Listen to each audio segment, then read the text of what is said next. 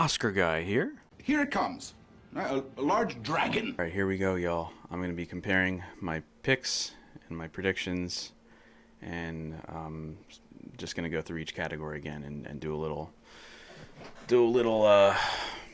thing. Actress in a supporting role, I got 4 out of 5. Again, I predicted Carey Mulligan because, she was a previous nominee. Just wasn't sure if they were going to nominate both Everything Everywhere actresses here. Stephanie Hsu did miss Golden Globe and BAFTA, but she did get Critics' Choice and SAG. I guess that was enough weight for her to get put in here. And just the overall love for Everything Everywhere really showed this morning. So Stephanie Hsu gets in, and I am so happy for her. It's incredible. Unfortunately, Dali De Leon missed. And, of course, like I said, Carey Mulligan missed. And all of the rest of the women, I guess, just didn't really make the cut. Janelle Monáe, I guess, was a early awards season performance. No women talking performances, unfortunately. None of them got nominated this morning, which is a drag. But it did get that Best Picture nomination. That's insane. But there you go. So that's supporting actress there. I was 4 out of 5 there. I was 4 out of 5 as well in costume design. They went with Everything Everywhere for costume design because they just love that movie. And The Woman King missed. And by the way, I don't think Woman King got any noms. Viola Davis missed, which is insane. We'll get to that later. But anyway, I predicted Woman King, and they put in Everything Everywhere, but I got all 4 of the other ones right. So, no Glass Onion, no Amsterdam.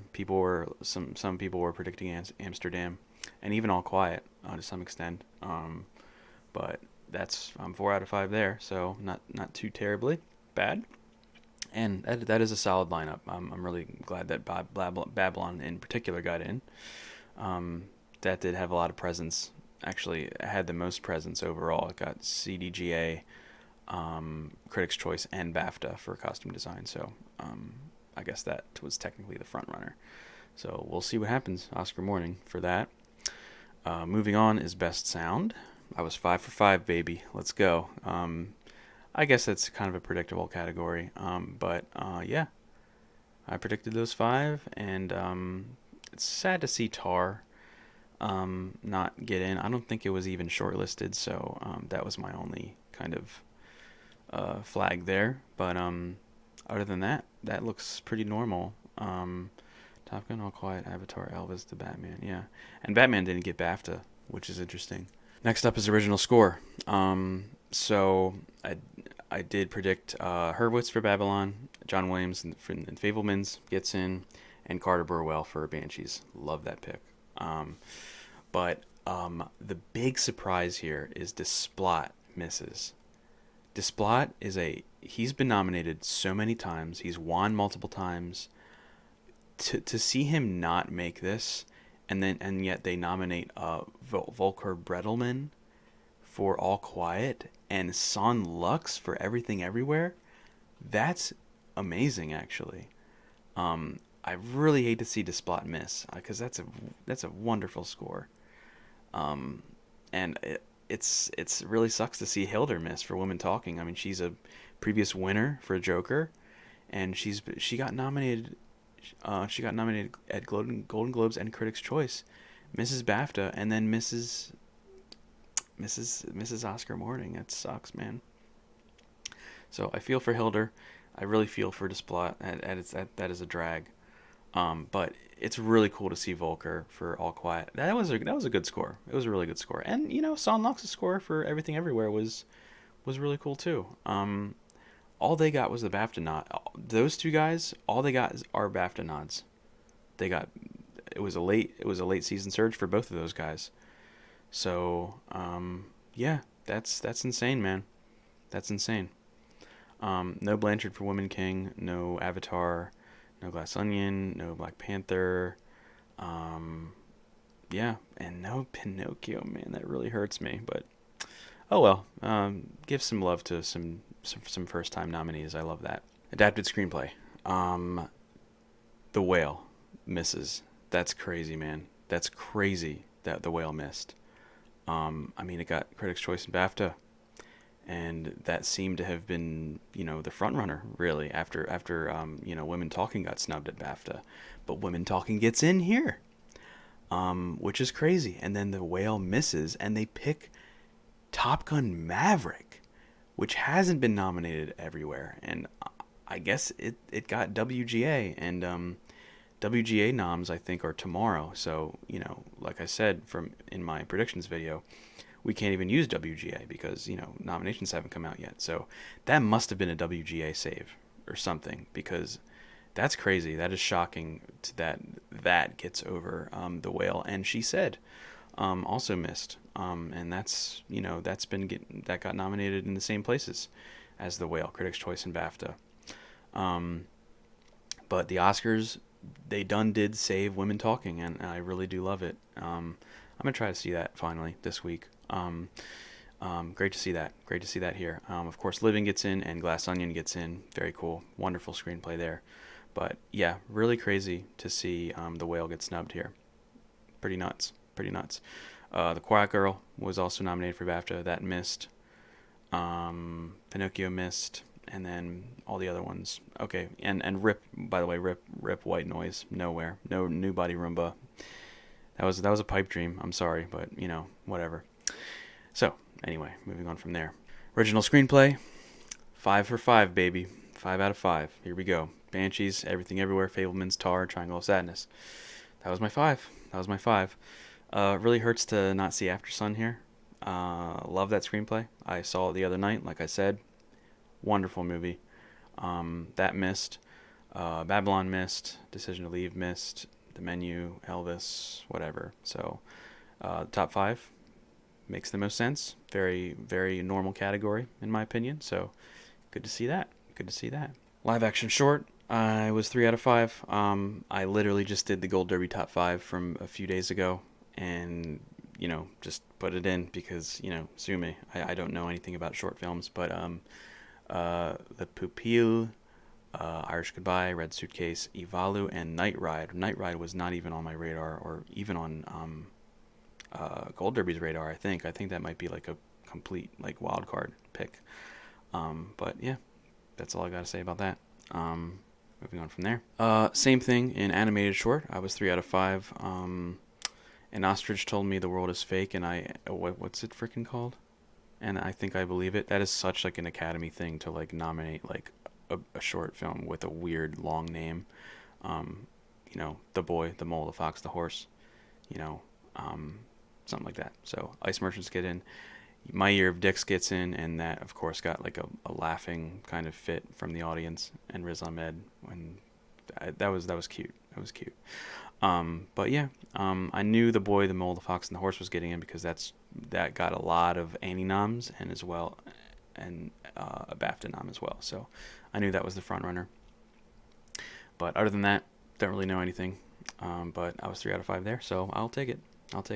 Best Supporting Actor, 3 out of 5. Man, I didn't do great. I don't think a lot of people did great. So Judd Hirsch gets in over Paul Dano, which it does make sense because Judge Hirsch, he has a very short performance in that movie that's very impactful, that I think would be more up the Academy's alley. Judd Hirsch is a previous nominee in Ordinary People. I think he got some other nominations. He's a long-standing figure in Hollywood. And Paul Dano, I guess he's not on the Academy's, he's not in the club yet, unfortunately. He's a wonderful actor, and he's done a lot of great performances, and he's never been nominated. But his performance in The Fabelmans was, I think, worthy of a nomination, but he missed, unfortunately. And Eddie Redmayne missed as well, which was crazy to see. He was nominated everywhere except for the Critics' Choice. And I really liked his performance. So rip Eddie Redmayne. No Redmayne jump scare for people this morning, but the big shock and surprise is Brian Tyree Henry getting in for Causeway. There's a lot of people behind his performance. I think a lot of people are happy this morning to see him get a surprise nomination here. All he really got was Critics' Choice, and he got a lot of critics group's love early in the season. So I'm happy for him. I'm happy to see him here.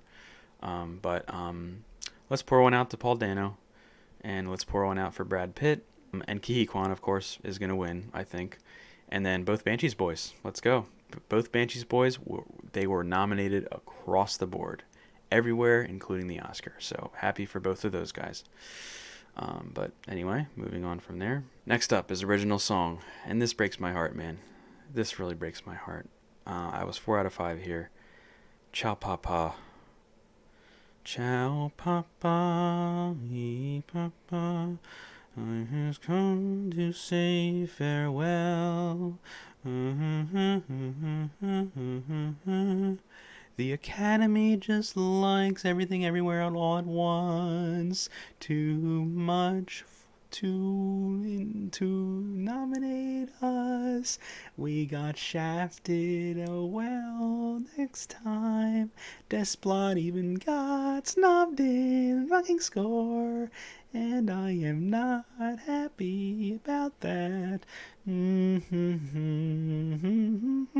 Farewell. Farewell. Farewell, Cha Papa. You did good. You had a good run. You know, it's crazy, man. I was listening to the Next Best Picture podcast yesterday on their Oscar predictions and everything, and it's really crazy how people just aren't on board with the songs in Pinocchio. Like, everyone's just like, they're okay. They're not that great. They're kind of unnecessary. Am I crazy? I think the songs are wonderful. Not only Ciao Papa, but, you know, all the other songs. I couldn't tell you the names of all the songs, but I can hum you the songs. I mean, they were very memorable. They're very well written, really clever. Like from a music theory perspective, it pinched a nerve in my ear. Those songs, and I think they were great. Maybe lyrically they're not great. Maybe that's why people don't like them. But musically, they're like pretty outstanding. Like harmonically, like they're awesome. They're awesome. I don't know, man. I feel alone there. But the people are gonna be like, oh yeah, Chop Up doesn't make it. It wasn't that good anyway. Yes, it was. This Is a Life from Everything Everywhere gets in. Big surprise. Wasn't nominated anywhere, but the Academy showed their love for this movie. In, you know, categories like costume design and of course original song. So I couldn't tell you what that song was. I forget what that song was. So I'm going to have to listen to it again. So, but I'm happy for it to see it get in here. And of course, the Diane Warren song, whenever that she writes a song for a movie, no matter if the movie made $3 at the box office, it gets nominated here. It happened last year. Everyone was really predicting that to happen. And then both of the songs from Top Gun and Black Panther get in. Hold My Hand, Lift Me Up. Hold My Hand, Lift Me Up, girl. And of course, let's hear it for Natu Natu, man. Great song. And I hope it wins, honestly. It's been winning everywhere so far. So that is the current front runner. And that will be their... that will be the Oscars shout out for you know, not nominating them and not having any presence this morning other than song. So I love it. So RRR, that's going to be their win, and that's going to be their moment. So I'm happy for them. Documentary. I did pretty well. I was 4 out of 5 in documentary. Not too many crazy surprises in this category. Some people were thinking that Fire of Love was going to miss. Some people were thinking that All the Beauty and the Bloodshed was going to miss. But they both got in addition to the front runner, All That Breathes, and Navalny.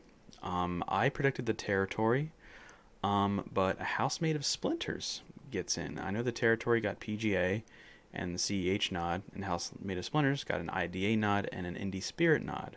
So, you know, not as much weight in those two bodies, surprisingly, and yet it gets in. So, very interesting. Let's pour one out for Moon Age Daydream. Some people were saying that that's just not going to happen because it's just too weird. It's too unconventional. I do still want to see it. But oh well, didn't get in. But good to see this lineup. This is a pretty good lineup. No Descendant, No Territory. Those were other two films that were on people's radars. But yeah, I still need to see all of these. You know, it's been on my list for a while, so that's cool to see. Documentary short. Again, I just did the Gold Derby top 5 from a few days ago, so I got 2 out of 5. Elephant Whispers, How Do You Measure a Year? I hear that one's pretty cool, but I'm gonna try to see all 5 of these at some point. Martha Mitchell Effect, Haul Out, Stranger at the Gate. Those were like down at the bottom of the Gold Derby list. By the way, I kind of went in order of what their picks were, so 3 of them were like really at the bottom of the list. So that's surprising. Again, it's so hard to tell. You know, these short categories are just so unpredictable for most people. So, oh well. I mean, at least I got 2. Whatever. But yeah, that's all I got to say about that. International feature. Ouch. Got 3 out of 5 there. So All Quiet on the Western Front. Of course, Argentina 1985, the Golden Globe winner. Close was kind of like going down. It didn't get really a BAFTA nod, but it shot back up and got nominated here, so that was good to see. Big surprise. Big surprise. They nominated EO instead of Decision to Leave. Decision to Leave has been dominating in the early season. But All Quiet just came and grabbed it and threw it out into the garbage, dude. They took Decision to Leave and they tackled it to the ground, and then that was it. And that is winning now. It doesn't have a competition, as far as I know. So that sucks, man. Decision to Leave is a great movie. To see it miss here really, really kind of stings. I did like it better than All Quiet. And, you know, it wasn't like 100% my thing. It was a little too dense and bloated and confusing for my brain. I'm gonna have to watch it again to like soak it in a little bit more. But it is a great movie, man. Decision to Leave, and it really hurts to see it miss. But now I gotta see EO because I mean, from what I hear, that is a very unconventional movie, and I'm surprised that it gets in here. It wasn't nominated anywhere. It wasn't really on anyone's top 5, and yet it shows up. That's crazy. That's crazy. What very, very big surprise there to see that get in over Decision to Leave. Insane. Pour one out for Park Chan-wook, man. I'm sorry, man. He tried. And then The Quiet Girl. That is definitely a late season surge. It gets BAFTA, and that I guess that adapted screenplay nom at BAFTA really helped it. And it's in. It's in. It crossed the finish line here. So good for them. I did predict Bardo just because that was kind of an outside shot, but I was like, you know what? They love Iñárritu. Whatever. I could see it happening, but it didn't happen. Oh well. It was a long shot, but oh well. But yeah, that's it. Those are the 5. I still need to see 4 of those. Argentina, close.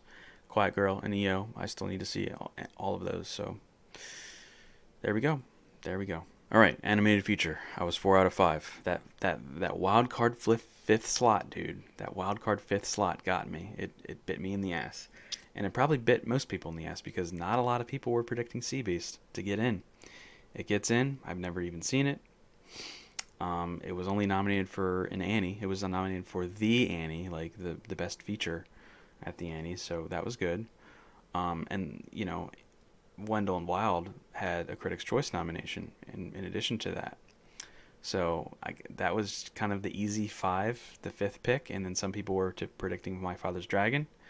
But Sea Beast gets in, so good for them. Can have to see that. But then, of course, we got the top 4 here. Pinocchio, Turning Red, Marcel, Puss in Boots. Those were pretty much the 4 locks. Those got in. We all know who's winning. Pinocchio's going to win. I hope Pinocchio freaking wins. But yeah, so Neapolitan and a half. The story about that one was it was originally disqualified or deemed ineligible, rather, for the Academy because of its rotoscoping. And then they appealed it, and then they won the appeal. So it was eligible again, but it still missed. That would have been cool to see it get that 5th slot, but whatever. I guess the Sea Beast is in. And that one's on Netflix, so you can watch that pretty easily. But yeah, there you go. That's animated feature. So makeup and hair, I also got 4 out of 5 in. You know, I chose Amsterdam because the makeup artist, I forget their name, but they've been nominated a lot, and Amsterdam has gotten some love as far as makeup and hair and everything from what I've heard. So that was my fifth pick, but Black Panther gets in. That only got a Critics' Choice nod. Wasn't really on my radar for at least makeup and hair, but it's good to see that here. It's good to see that here. I'm glad it gets in. As far as the other four, Elvis, The Whale, those were pretty much locks. I predicted The Batman as well, and All Quiet. That's a really great pick. The makeup in that one, especially with that last shot of Felix Kemmerer with all the dirt in his face that's hardened. Say no more. And yeah, the makeup work in that movie is pretty tremendous. So great to see that here. Very good nod there. The Batman, of course, the Colin Farrell transformation, the Whale, the Fraser transformation, and Elvis. Great makeup in here in that movie too. But yeah, not sure who's gonna win, but we'll see. We'll see what happens. Production design, man, I got 4 out of 5 again. I missed. This is where I nominated Black Panther. Okay, this is where I freaking chose Black Panther, and of course, All Quiet gets in. Great nod, great pick, great pick, great pick. But Black Panther has been missing as of late. I got that ADG Fantasy nod, got that Critics' Choice nod, and then it missed BAFTA. And then of course All Quiet gets BAFTA, and ADG Period, which has more weight. They do love their period production designs and set decorations and stuff, so that gets in. And then of course Babylon. That's I think the front runner. Elvis, Avatar, Fablemans makes sense. Makes sense. And okay, before we get to that, so other snubs include Everything Everywhere. Unfortunate to see that not get in. Pinocchio, I was kind of hoping for that. It would have been the first animated film to get production design. It did get ADG animated and BAFTA as well. The BAFTA nod was pretty huge, but it misses here. So, oh well. No Glass Onion, too contemporary for the Academy. And then no White Noise. No, White Noise just doesn't. It didn't make a dent this morning. And the production design in that movie is pretty fantastic. Probably the best part of that movie, honestly, is the production design. But yeah, good 5. It's a good lineup. I will say, man, right off the bat, I severely underestimated All Quiet on the Western Front. I severely underestimated it. Everyone was like, okay, it's going to get nominated everywhere just because it got 14 nominations at the BAFTA. I'm like, is it really, though? I doubted it, and I'm sorry. I'm in the wrong. I'm still learning. I'm still learning about all this stuff. So I'm happy for it. I'm happy for it that it's getting this much recognition. It's a freaking it's a beast. It turned into a beast of a movie in the late season. In the early season, it just wasn't getting pushed by Netflix that much, and it just came out, and people were just like, okay, yeah, it's a cool war movie, and then it kind of like sifted for a while, and then in the late season, it's just like BAFTA was like, look, guys, this guy right here. They pulled him aside and they said, this guy right here is the real deal, dog. It showed up. It showed up, y'all. It showed up. So, I digress. I underestimated it. I recognize my mistakes. Sorry, moving on. All right, film editing. A lot of people were doubting. A lot of people were doubting Babylon to get in, but I threw it in anyway, just because the editing is very impressive in that movie. But it didn't happen. It didn't happen. It didn't happen, and that's really a drag. But I got the other 4. We got Top Gun. We got Everything Everywhere. We got Elvis. Those were pretty much locks. And then Tar gets in. Wonderful to see that in here. And then the big surprise here is Banshees. Banshees. Banshees is an amazing movie. It's one of my favorites. But the editing doesn't really stand out to me. It's kind of a slow-moving movie. And like I get it. Like, yeah, sure, it's a Best Picture frontrunner. That's why it's here, I guess. But it's like, as a showcase of editing, I don't really see it. But I'm not complaining. I mean, I kind of am because they chose that over Babylon. But whatever, whatever. Cool. It's a good movie. It's a great movie. So that just goes to show you that it is number two. It is number two for Best Picture. But yeah, these other picks make perfect sense. Elvis, Tar, Top Gun, Everything Everywhere. Great. So, Fableman's misses. Decision to Leave would have been really nice. Avatar misses. Um, yeah. So that's that. Stop it! Don't open that door! Wait. Oh my God. Oh my God.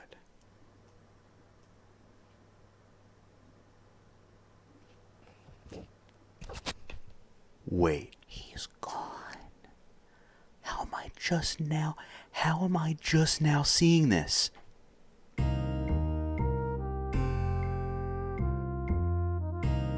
Cinematography. Y'all, I am just now seeing that Claudio Miranda missed cinematography. How am I just now seeing that? Are you nuts?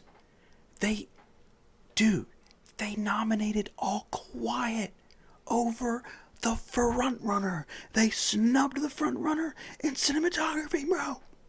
Dude, I cannot stress enough to y'all how much Claudio Miranda has won. He has been sweeping this entire season. The entire season. Early season, mid-season, part of the late season. He wins Critics' Choice. He gets AFC. He gets BAFTA. He's killing it. And they chose All Quiet. I mean, that is a based pick for sure, because All Quiet cinematography is very solid. Very solid. That's one of the craziest snubs of the morning. That's incredible. That is insane. So, okay. Anyway, Deakins, of course, gets in. I guess there's no surprise there. People have been saying, that's kind of like mid Deakins, but it's Deakins. Deakins is gonna Deakins. So, Mandy Walker gets in. Greg Fraser gets snubbed, which is crazy because he won last year for Dune, as we all know. He gets snubbed, even though he got ASC and BAFTA. Darius Kanji for Bardo. Love that pick. Not a huge fan of that movie, but arguably the strongest asset of that movie was the cinematography. Very impressive. In my quickie review, I'm like, man, I'll be tickled pink if that gets nominated for cinematography. And here it shows up. And I doubted it, but, it shows up, and I love it. And what I love even more is Tar getting nominated over even freaking Claudia Miranda. Great cinematography in that movie. Florian Hofmeister, bravo, you've done it. And it only got a Critics' Choice nod. But yeah, so Linus Sandgren, unfortunately, for Babylon. Wonderful cinematography in that movie. Didn't get any love. The Fablemans, John Hughes, didn't get any love. No Avatar. No Banshees, unfortunately. Great cinematography in that movie. And, nope. I'm sorry. That was a pipe dream. That was a pipe dream of mine for that to get in. I was like, you know what? I'm just going to throw it in there just to give Nope some love. That was bad. That was a bad move on my part. I'm sorry, but a man can dream. Didn't happen. He was nominated for Dunkirk. That was my only, practical, the practical side. I was like, oh, he was nominated for Dunkirk. It's fine. Anyway. This is one of the craziest categories of the morning, for sure. For Claudia Miranda for the front runner to get snubbed, and to that be replaced with Bardo and Tar and All Quiet, is insane, dude. And don't get me wrong, the cinematography in All Quiet is very strong. Some stills in that movie are like works of art, pieces of art. So, great to see that here. Good pick. Crazy lineup. I cannot Wow. Okay, we got to move on. All right, visual effects. I think this lineup makes sense. You know, again, I threw Nope in there just to be like, hey man, they're unique visual effects. You know, it was kind of a pipe dream. They're unique. They could do something more understated, but they didn't. So I missed that one. And then 13 Lives. I know that wasn't really nominated anywhere, but there was a Bake Off that happened, which apparently is a visual effects showcase for all of the shortlisted nominees. And from what I hear, the 13 Lives visual effects were incredibly impressive. Like they completely rendered like the caves that they used in that movie. And some people were like, you know what, it did well at the Bake Off, so we're going to predict it, but it missed. It missed, and in place of that, they chose All Quiet because why not? All Quiet is just it's a juggernaut. It's a juggernaut, and again, I underestimated it, but here it is, and that's a great pick. That's a wonderful pick. And what's also surprising is that Black Panther gets in, even though it only got Critics' Choice and really didn't get any VES love. No Marvel movies or any like big blockbuster movies really got any VES love. Other than of course Avatar. But that gets in. So cool. That's cool. That's cool. And Everything Everywhere was snubbed on the short list, unfortunately. So the Batman gets in, Top Gun gets in, Avatar gets in, Avatar's winning. No Jurassic World and any of that, and no 13 Lives. Crazy. But yeah, that lineup makes sense to me. It makes sense to me. So moving on from there. All right, we're getting down to it, y'all. Actor. We're 5 for 5, baby. Let's go. We are 5 for 5. We got Fraser, my boy Fraser. Come on, let's go. Let's hear it for Fraser. Austin Butler, of course. Colin Farrell, of course. Bill Nye. Mescal. My boy Mescal gets in. I was worried about my boy. That fifth slot was up in the air, man. It was between him and Tom Cruise, and then like maybe Hugh Jackman because he's a former nominee, and they could throw him a bone. Adam Sandler wasn't gonna happen. Jeremy Pope was a possibility, I think. But that's pretty much it. So Mescal, I love to see him here. I did see After Sun a couple of days ago, and it's a wonderful movie. It's a great movie. I really wish it got more love here. But it's great to see him here, and his performance is very understated and very. It's great. His performance is so great, and it warms my heart to see him here. So hell yeah! Congratulations, Paul Mescal. You've done it, man. First time nominee. By the way, these are all first time nominees. All first time nominees. Pretty insane. Doesn't happen a lot. So there they are. Fraser, Butler, Farrell, Nye, Mescal. Pour one out for all those men. They done did it. Moving on. Actress. Bro. Where do I even start? I'm going to avoid the elephant in the room for right now. I'm going to save that for later. Okay? So, Blanchett Yeoh, of course, the two frontrunners get in. Wonderful. It's still going to be between those two women. Great. Michelle Williams, happy for her. She gets in. Thank God she gets in. I really loved her performance in The Fabelmans, and, it would have really hurt me to see her miss here. Good for her. Wonderful to see her here. That's all I gotta say about that, because there's some other things that are distracting me. Viola Davis misses. Crazy. She was nominated everywhere, literally everywhere. Former winner. She misses. Crazy. Also, what's crazy is that Deadweiler misses, man. Danielle Deadweiler misses. Danielle Deadweiler, man. That's crazy, man. I have not seen Till, and I hear she's an absolute powerhouse in that movie. Oh, she missed Globe, but she got Critics' Choice. She got SAG. She got BAFTA. She got some critics' love.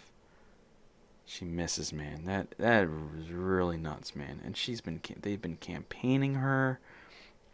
They've been campaigning and campaigning and campaigning her, and she misses. And of course, we have to talk about Ana de Armas, late season surge. I know she was nominated for the Globe, and some people doubted her, but then she got SAG and BAFTA, and they're like, okay, I guess this is really happening then. People hate that movie, but the Academy loves people that portray, old celebrities and real life people. So they threw Anna a bone here. NC-17 rated movie, very polarizing movie, or arguably just hated movie. She still gets in here. Crazy, man. Over Viola Davis and Deadweiler. And ladies and gentlemen, we have reached the elephant in the room. Andrea Riseborough gets in. Are you serious? For those of you who don't know, Andrea Riseborough has been getting this word of mouth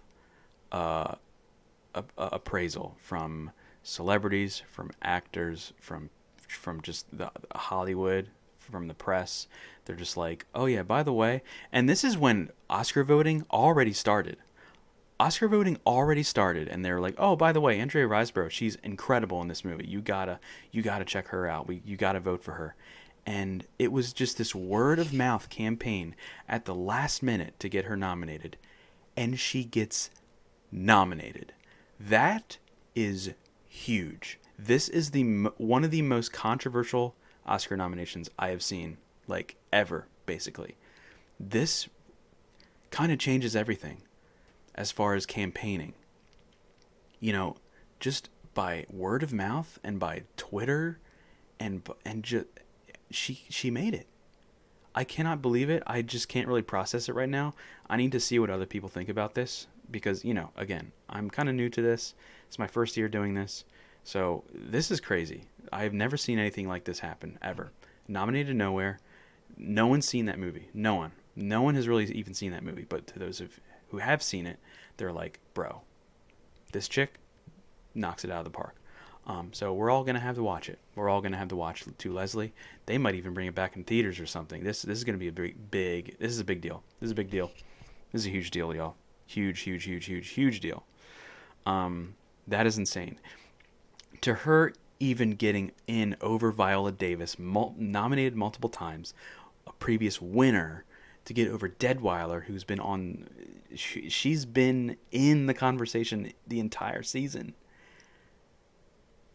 She gets in. Andrea Riseborough gets it. This is crazy. I cannot stress enough how insane this is.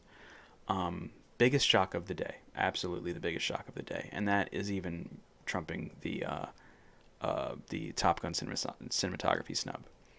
Crazy. We're going to have to move on. We're going to have to wrap this video up at some point, right? So, unbelievable. Well, congratulations to Andrea Riseborough. She got the recognition. But was it fair? At what cost, man? All right, here we go. Director, Daniels, McDonough, Field, Spielberg. Easy locks. Cameron misses. I just was like, hey, it's James Cameron. One for Titanic, one for the original Avatar. He's an Academy favorite. Misses here. Avatar slightly underperformed, I think. And they got production design, they got visual effects. That's really all I can think of right now. But yeah, didn't really show up. I think it got Best Picture, but we'll have to see. It's all been a blur this morning. I'm sorry, y'all. But the fifth slot, Ruben Östlund, bro, gets in for Triangle of Sadness. That, I'm not complaining. And he even got in over Edward Berger for All Quiet. Pretty insane. And he got in over Park Chan-wook. And of course, Decision to Leave was snubbed in International. Oh well.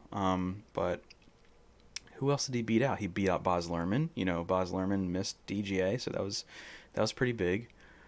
He beat out Gina Prince Bythewood. He beat out Joseph Kosinski, who got PGA. Of course, he beat out Damien Chazelle. He really hasn't been nominated anywhere other than Critics' Choice, really. Beats out Cameron. Crazy. That's crazy. I don't know how many people predicted Ruben Östlund. Probably not very many. He was at the bottom of my freaking list, even under Charlotte Wells. So, Wow. I'm happy for him. You know, it was a pretty well directed movie. I wasn't crazy about Triangle of Sadness. There's some parts of it that I love, some parts that just didn't work for me at all. Um, it's a very well directed movie. He's a great filmmaker, and you know, the movie won the freaking Palme d'Or. He's won 2 Palme d'Ors, so yeah, he's a great director. So pretty cool pick. I do like this pick. I do like that pick, that fifth slot there.